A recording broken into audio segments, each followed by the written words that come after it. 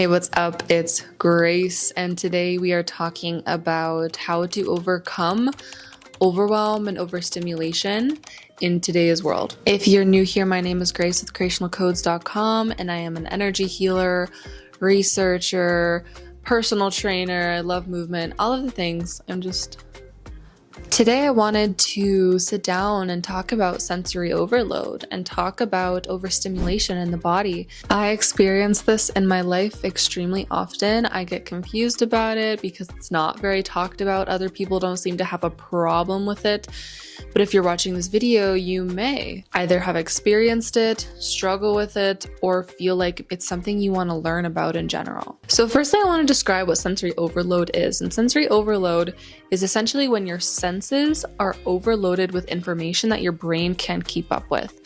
So sometimes, if the lights are really bright, the music gets really loud, there's a lot of people around you, and maybe there's another stimulus, like there's a strong smell in the room, something like that kind of scenario happens, and somebody gets overwhelmed. They feel panic in the body, they feel an overstimulus of attention on their being, their person. Of course, because on this page it's very spiritual, I love talking about the spirituality and energetic of things. I want to describe and break down, in my personal opinion, as well as the science behind why this happens, okay?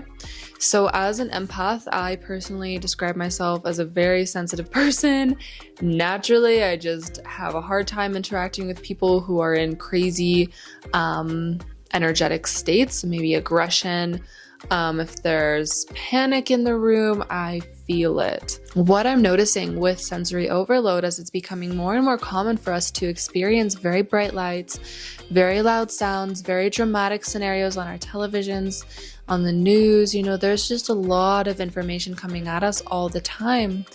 And as an empath and from an energetic space, I believe that this happens because we are absorbing so much. We are feeling so much, and it becomes a situation in which we can't shut ourselves down. And if we do choose to shut ourselves down, we enter into a state of depression because we are so deeply feeling. So the more that we choose to feel and the more that we do naturally feel, the more processing this is for the body to take on, right? The nervous system is required to be more active, and the body is asked to process a lot of extra information. And as an empath, as a highly sensitive person, you're going to be receiving more input and open to more input than other people. And maybe they just don't care as much, they don't get bothered as much by it as you do. There's another note I want to talk about in terms of overstimulus and kind of reaching this space of excess, and I want to talk about it from a female point of view, female to female. If you're watching this and you're a woman, this part is especially important for you, and if you're a man, this part is important for you as well. As somebody who has estrogen in your body, as well, you can help out the females in your life. One thing that I've been learning about is that the biology of the woman, especially with excess estrogen in the body, is to be seeking, growing, and expanding. And with a lot of extra input and information into our life, that can cause this kind of cataclysm of constantly seeking, never being satisfied, constantly trying to grow, constantly being overwhelmed, overworked, and undernourished, to the point in which things just overwhelm us. And the reason I say that this is connected to estrogen is because estrogen as a hormone is a builder, it's a searcher, it causes us to seek and create life. So I'm just going to read a little bit from this blog post that Jessica Ash Wellness posted about. And she says, in a healthy cycle, estrogen drives the first half, and then once we ovulate, progesterone rises and wields her magic. A lot of women right now are experiencing excess estrogen, and this is because of our healthcare products, makeup, chemicals, fragrances, we're not in the sun, all of this stuff. There's just a lot going on in society right now that doesn't fully support our health. This is a problem because progesterone has to be in balance with estrogen in order for us to get out of that seeking and constant lack of satiation. So Jessica says this will often create an excess internal seeking, searching behavior where we're hungrily seeking information and making connections in our minds. And while it's not necessarily bad to be seeking out information and looking for answers, when we're out of energetic equilibrium, this is usually the type of growth that doesn't have much consciousness or wisdom to it. So progesterone, the hormone of progesterone, comes in and allows us to become more balanced, where the progesterone guides your energy more effectively and calms the body. And estrogen is just like, oh, I want to learn more and seek more and find more. And so that can be a problem for women especially. On a personal note, with overstimulation and excess and overwhelm in the body, the last thing I want to say is that our brains were not necessarily wired for this type of experience on planet Earth. Our ancestors never experienced this. Our bodies are adapting, our energy fields have to adapt, and it's a lot. And so if you are experiencing this and you're like, oh, I'm just not able to cope as well as other people can, or I'm just not able to be as relaxed as other people are, or I wish I was more easeful, please know that yes, you are the creator of your life, and yes, you have to choose to change your actions and behaviors and thoughts in order to create a more holistic, nurturing life for yourself. But at the same time, there's a lot of odds stacked against us, especially as highly sensitive people. And in saying that, there's also a lot of gift and reward in being a highly sensitive person and an empathic person. So don't feel down and out. This is just, I'm hoping that this gives some power back to you in honoring what you need and knowing that you're not alone. Now let's dive into what the science says behind overstimulation and why that happens to the body. This article says that in these situations where the brain is receiving too much information and the body and the nervous system become overwhelmed, it essentially is that the brain cannot process that much information in these particular people.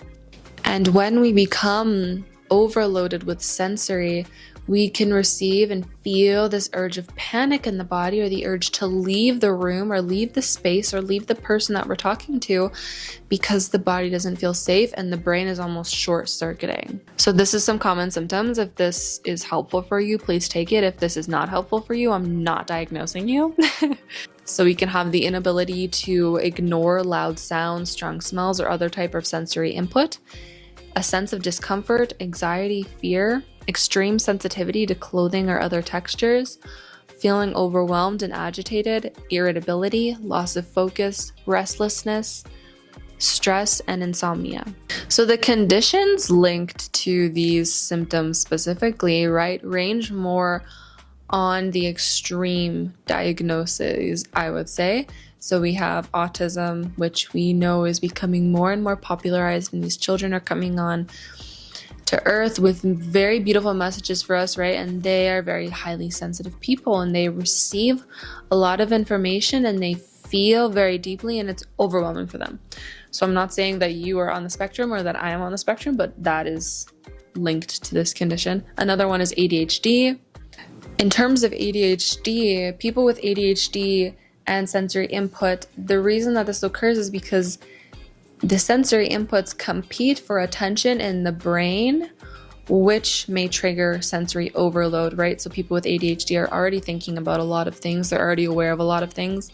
And when excess information comes in, it creates the trigger effect of the brain has too much to process now, and it's overwhelming. PTSD is another one that is very common for why somebody would have this experience. And I would say as well, just anxiety in general. Anxiety in general heightens our awareness. It pulls the blood out of our neurofrontal cortex, and it makes us freeze and go into panic. And so I would say that any sense of panic, when you're in a state of panic, you might get tunnel vision, you might experience like fuzzing in the ears. There's a lot of really interesting and personal and individualized symptoms of anxiety, and I would definitely not discount sensory overload as something that can trigger anxiety and be a symptom of anxiety. So why are we chatting about all of this? Again, to recap, this video is really just me showing up with you to discuss sensory overload, and that it is a thing. If you are experiencing this as a symptom in your life, a symptom of anxiety, a symptom of overwhelm, a symptom of burnout, please know that you are not alone. Please know that you are not an alien. You are not some one-off. Many people are experiencing this, and many people are not talking about it. And I feel like the more that we can talk about it and understand what one another needs, the more comfort that we can bring to our collective. So I thank you so much for watching this video. If you enjoyed it, please give it a big thumbs up. please comment down below, and please make sure that you subscribe to the channel if you're new here. Let me get to know you. I want to get to know what you're learning about in life, what you're seeking, what you're expanding upon, and who you are as a person. Please feel free to comment down below, or you can always email me at creationalcodes@gmail.com, and I will see you guys next time. Bye.